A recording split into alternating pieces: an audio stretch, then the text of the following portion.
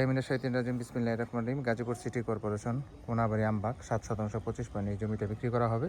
একদম ঘনবসতি, প্রচুর ভাড়া চলে, আশেপাশে প্রচুর বাড়িঘর, এই যে দেখতেই পাচ্ছেন।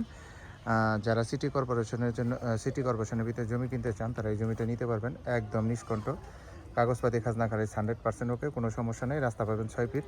প্রতি শতাংশ জমির মূল্য হবে ফিক্সড 10 লাখ টাকা শতাংশ, দামাদামি করার কোনো সুযোগ নাই।